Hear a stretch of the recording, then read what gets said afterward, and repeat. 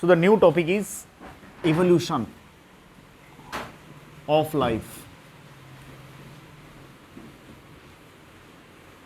Evolution of life. The topic is quite important in the NEET also.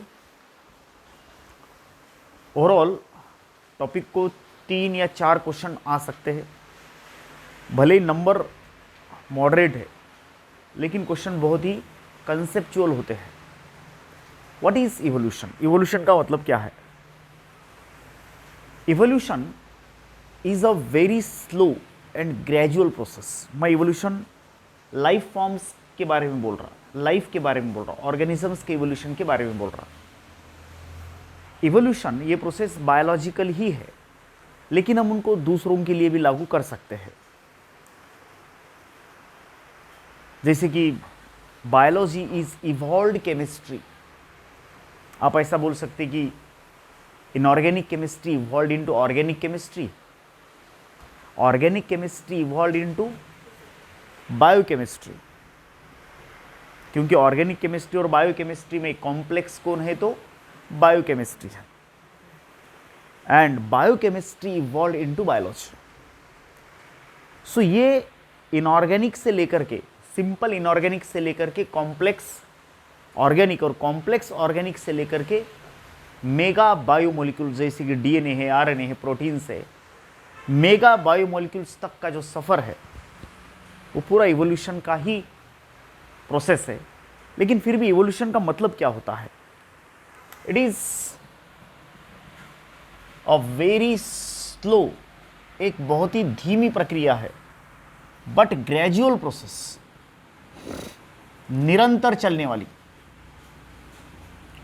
It is a very slow but gradual process by which, जिससे simple forms of life, simple forms of life converts into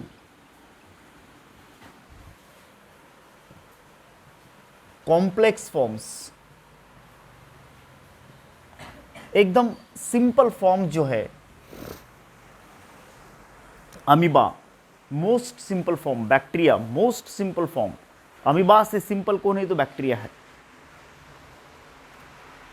तो इनसे हम complex से complex, बहुत ज़्यादा विशाल dinosaurs and shark and human, people tree, mango tree. अब algae और मैंगो ट्री में अगर कोई भी पूछेगा कि सिंपल कौन है तो बोलेंगे अलगी है, मोस्ट कॉम्प्लेक्स कौन है तो मैंगो है. एनिमल्स में अगर अमीबा आप देखेंगे तो बहुत ही सिंपल लाइफ फॉर्म है उसका, सिंगल सेल है. और हाथी जो है वो काफ़ी कॉम्प्लेक्स है.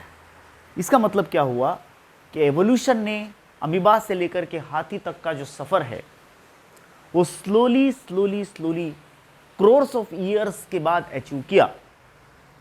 So what is evolution? It is a very slow and gradual process. Gradual माने निरंतर चलने वाली, by which simple forms of life converts into complex form. Simple life complex हो जाती. ये तो ही एवोल्यूशन की ओवरऑल एक डेफिनेशन. और आज हम जैसे भी है, आज हम जो भी है वो इसी प्रोसेस का नतीजा है. एवोल्यूशन ने ही इंसान को बनाया. ये पहले के कंसेप्ट्स थे कुछ धर्म ग्रंथों में या रिलीजियस कंसेप्ट्स या फिर कुछ राजाओं महाराजाओं के या धर्मगुरुओं के, कि आज जैसी लाइफ है वैसी ही है पहले से. मतलब कोई लाइफ अचानक से नहीं बनी, इन द सेंस ग्रेजुअल नहीं बनी, लेकिन वो पहले से है. अब कैसी है डोंट नो, लेकिन पहले से ऐसा मानना होता था पहले. It is totally wrong concept. Evolution मतलब किस तरह से लाइफ को बनाती है, इसी को हम टॉपिक में पढ़ रहे. तो सबसे पहले हम देखते हैं कि हमारे आसपास जो है, हमारा स्टार्ट कहाँ से हुआ, हमारा जर्नी कहाँ से शुरू हुआ, हमारा सफ़र कहाँ से शुरू हुआ. तो देखो ये शुरू होता है बिग बैंग से. बिग बैंग एक पहले हाइपोथेटिकल था, काल्पनिक था, आज उसके सबूत दे रहे हम। तकरीबन 20 बिलियन ईयर्स, 20 बिलियन ईयर्स का हमारे कॉस्मोस का एज है, यूनिवर्स का एज है। It is the age of universe. और ये शुरू होता है स्टार्ट फ्रॉम बिग बैंग। ऐसा माना जाता है कि बिग बैंग हुआ 20 billion years before is equal to 2000, है कि नहीं, करोड़ साल पहले। 20,000 crore years, okay, 20 billion, sorry 2000 crore साल, 2000 करोड़ साल पहले यूनिवर्स की स्टार्ट हुई।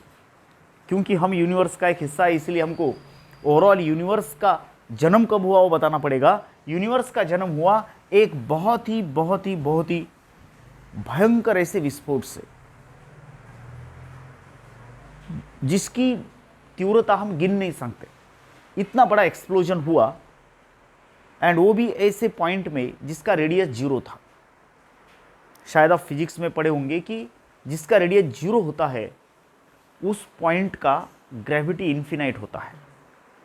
When the radius is 0 the gravity becomes infinite. तो ऐसे एक छोटे बिंदु का, पॉइंट का एक्सप्लोजन हुआ और उसके बाद सारा कॉस्मोस बना। यह घटना 20 बिलियन ईयर्स बिफोर की या 2000 करोड़ साल पहले की है।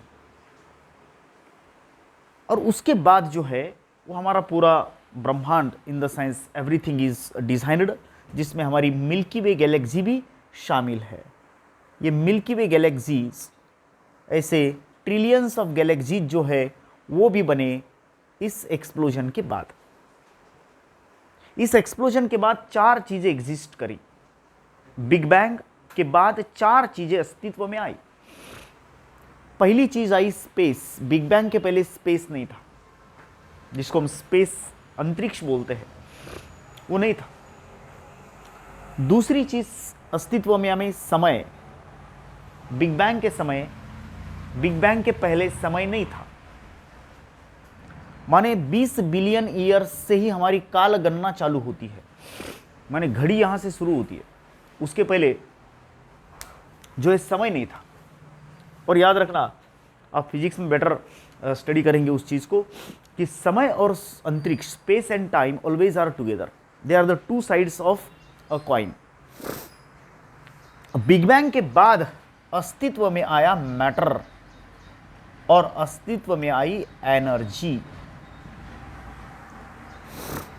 ये चारों चीजें बिफोर बिग बैंग नहीं थी, दे वर नॉट एग्जिस्टिंग। हमेशा ये दोनों साथ रहते और ये दोनों साथ रहते हैं। ये दोनों इंटर कन्वर्टिबल है, और इसका बिहेवियर इसको सपोर्ट करता है, इसका बिहेवियर इसको सपोर्ट करता है। जैसे कि आप देखो, मैटर को एनर्जी में कन्वर्ट कर सकते हैं और एनर्जी को मैटर में कन्वर्ट कर सकते हैं। मैटर से एनर्जी कितनी भयंकर बनेगी जब मैटर एनर्जी में कन्वर्ट होता है, तो उसका बेस्ट नमूना is atom bomb explosion. There is the decay of matter. Matter decay होता है तो कितना एनर्जी बाहर निकलता है, यह आप एटम बॉम्ब से गेस कर सकते हैं। और एनर्जी इनटू मैटर है कि एटम बॉम्ब, मैटर इनटू और इसे एनर्जी है। तो जब मैटर बनता है, जब मैटर बनने लगता है, एलिमेंट्स बनते हैं, तो बहुत सारी एनर्जी जो है फिर भी बाहर निकलते रहती है। सूरज में वो काम चलता है। हमारा हाइड्रोजन बॉम्ब जो है, हाइड्रोजन बॉम्ब 2 हाइड्रोजन से 1 हीलियम को बनाता। जो काम सूरज करता है वो हाइड्रोजन बॉम्ब। सूरज एक बहुत बड़ा हाइड्रोजन बॉम्ब है। Sun is the largest hydrogen bomb, जहां पे hydrogens are converted to helium, then helium to carbon, and the series of Mendeleev starts. That table, periodic table, it starts. ये elements की factory जो है वो stars होते हैं। स्टार जो होता है वो फैक्ट्री होता है। यूनिवर्स में एलिमेंट्स बनाने की फैक्ट्री अगर है तो स्टार है। लेकिन उस समय बहुत ज़्यादा वायलेंस होता है, बहुत ज़्यादा एनर्जी का लॉस होता है, और वही एनर्जी हमारे पास आती है पैकेट्स के फॉर्म में, क्वांटम के फॉर्म में, फोटॉन्स के फॉर्म में। उस फैक्ट्री से निकले वाली एनर्जी है जो फैक्ट्री दो हाइड्रोजन एटम्स को फ्यूज कर रही। तो मैटर जो है, मैटर और एनर्जी साथ साथ है, समय और स्पेस साथ साथ है। तो ये चारों चीजें जो यूनिवर्स की मूलभूत चीजें हैं, इनके अलावा कोई चीज एग्जिस्ट नहीं करती है। कोई भी अगर है तो एनर्जी होगी, नहीं तो मैटर होगा, नहीं तो स्पेस होगा, नहीं तो टाइम होगा। इसी से हमारी बातें चलते रहती है निरंतर। अब जो गैलेक्सीज बनी, जो है वो स्टार्स बने, एवरीथिंग इज फॉर्म्ड, अर्थ भी बनी। लेकिन हमारे आसपास जो हम देखते हैं ये बहुत दूर गए ना विस्फोट की पॉइंट से। सपोज यहाँ पे वो बिग बैंग हुआ तो सारी चीजें वहां से दूर जा रही है अभी भी। There is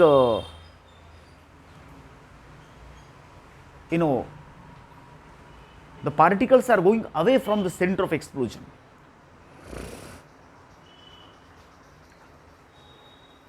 Expansion of the universe is there. Universe का एक्सपांशन हो रहा है, चीजें दूर जा रही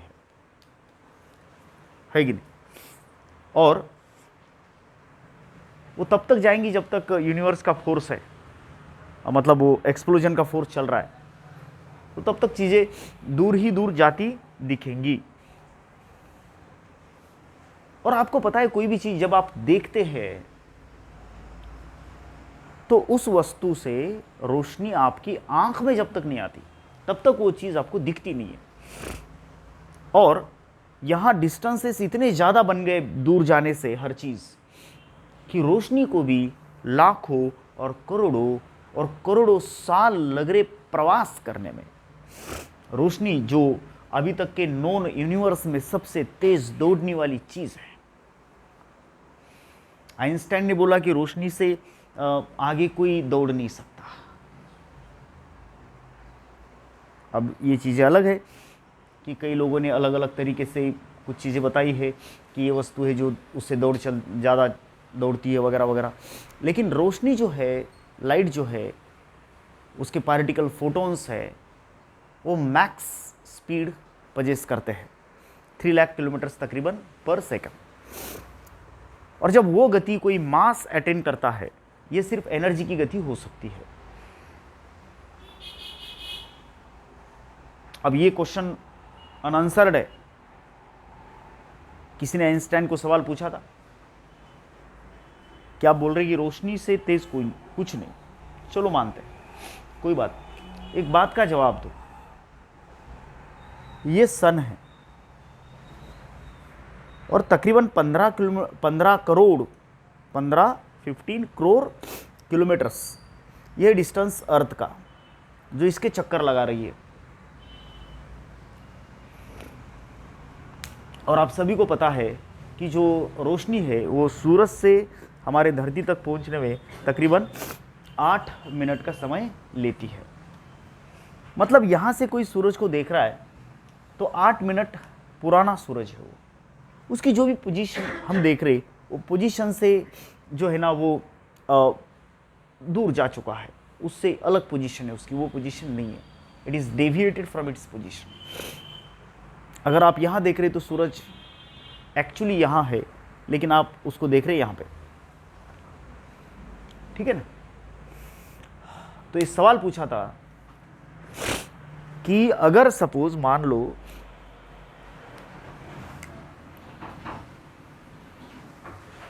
ऐसी कुछ घटना होती है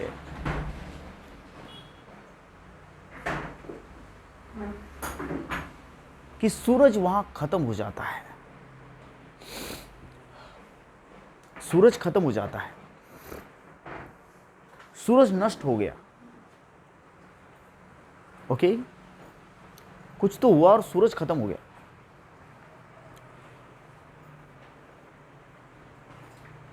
तो उसका पता हमें, मतलब पृथ्वी के ऊपर अंधेरा 8 मिनट बाद पड़ेगा। हमें सूरज दिखाई देना बंद हो जाएगा 8 मिनट के बाद। खत्म हो गया लेकिन 8 मिनट तक सूरज दिख रहा है हमको। तब तक वो पहले वाली छोड़ी वाली रोशनी हमारे पास आती रहेगी। लेकिन सवाल ये है कि क्या ग्रेविटी भी उतनी ही स्पीड से 8 मिनट के बाद हमें महसूस होगी, खत्म हुई वाली ग्रेविटी? क्योंकि सूरज खत्म तो उसका ग्रेविटेशनल बॉन्ड भी खत्म। तो सवाल ये है कि 8 मिनट बाद हमको सूरज खत्म होने की मैसेज मिल रहा है, तो 8 मिनट तक पृथ्वी क्या सूरज से बंधी रहेगी या अपने ऑर्बिट को वो छोड़ देगी? तो कई लोग बोलते हैं तुरंत छोड़ देगी। इसका मतलब ये हुआ है ना कि ग्रेविटी जो है उसकी स्पीड लाइट से ज्यादा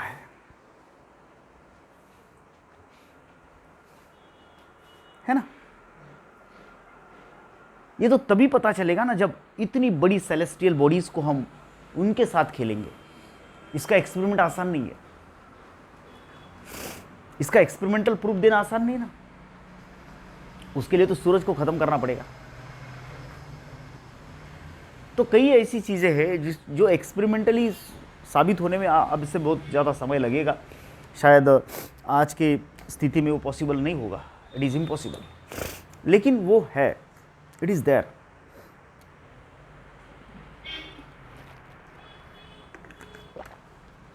तो भैया हमें जो भी दिखाई देता है वो सब बासा है, मतलब वो पुराना है। जो स्टार्स देख रहे हैं आप, ऐसा कहा जाता है कि नेचुरली हम एक टाइम मशीन में घूमते हैं।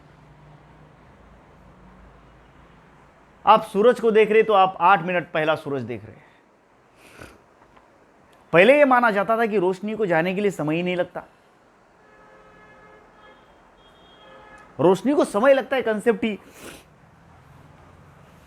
It was not in practice that रोशनी तो नो टाइम में ट्रैवल करती है, उसके लिए समय लगता ही नहीं।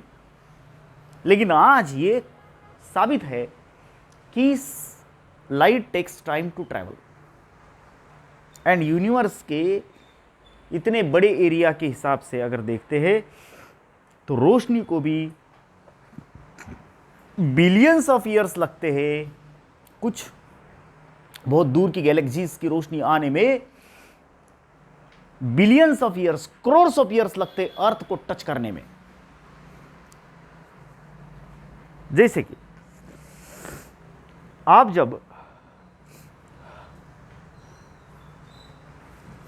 एंड्रोमेडा गैलेक्सी को देख रहे हैं, where you are watching the Andromeda by your telescope, आप एंड्रोमेडा को देख रहे,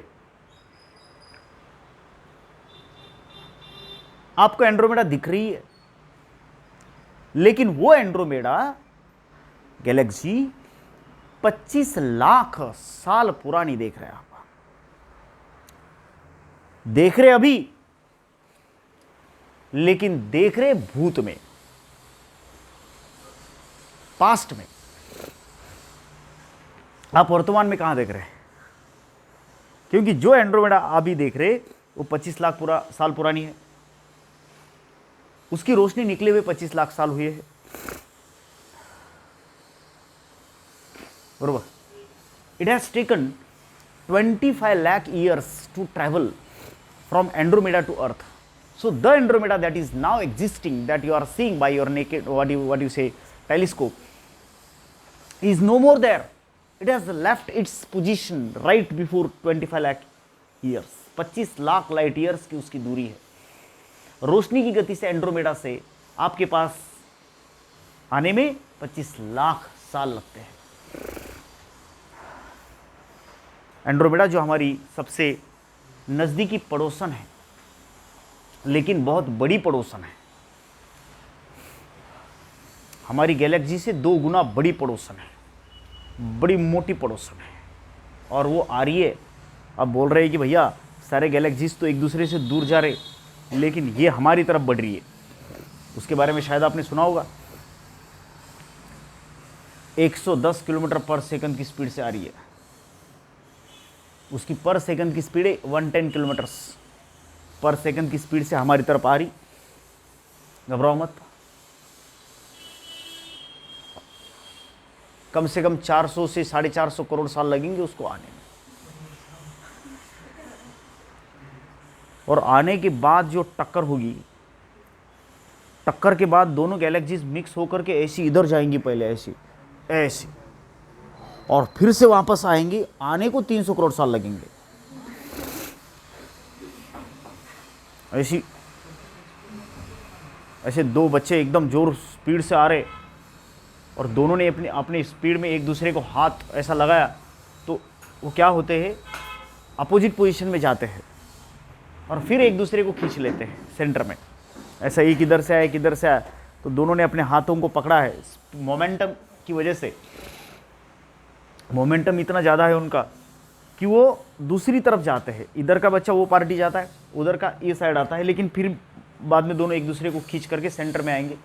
तो ऐसा करने में दोनों गैलेक्सीज को 300 करोड़ साल बाद में लगेंगे। और हमारी मिल्की वे और वो एंड्रोमेडा मिल के बनेगा मिल्कोमेडा। मिल्कोमेडा नाम भी रखा है। जो जन्म 450 करोड़ साल बाद होना है, उसका नाम हमने अभी अभी रखा है। उसका नाम है Milkomeda. The name of the new galaxy will be Milkomeda. वो एक शिकारी गैलेक्सी है, शिकार करते रहती है, छोटी छोटी गैलेक्सी को खाते रहती है। लेकिन हमारी गैलेक्सी ऐसी है जो छोटी नहीं है, उसके आधी है। तो इसलिए हमारी गैलेक्सी ने पहले ही बोला, अगर हम मिक्स होंगे तो कंपनी का नाम दोनों का होगा। तूने दूसरे छोटी छोटी कंपनीज को खाया होगा, मैं बड़ी हूँ, तो ये मंजूर है तो मेरे पास आ, है कि नहीं? तू मेरे को नहीं खा रही, मैं तेरे को भी खा रही। तो इस तरह से जो नया नाम बनेगा वो होगा मिल्कोमेडा। जो भी है, लेकिन मैं ये बोल रहा था कि जो हम बाहर देखते हैं वो सब भ्रम है। वो भ्रम है, वो है लेकिन वो है ही नहीं। भैया जिस सूरज को देख रहे वहां है ही नहीं, जो दिख रहा है वो है ही नहीं, लेकिन जो नहीं दिख रहा है वो तो है।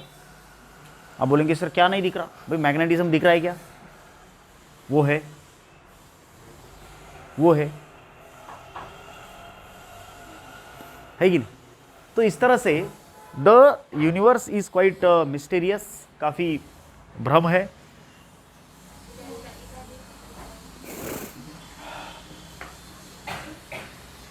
और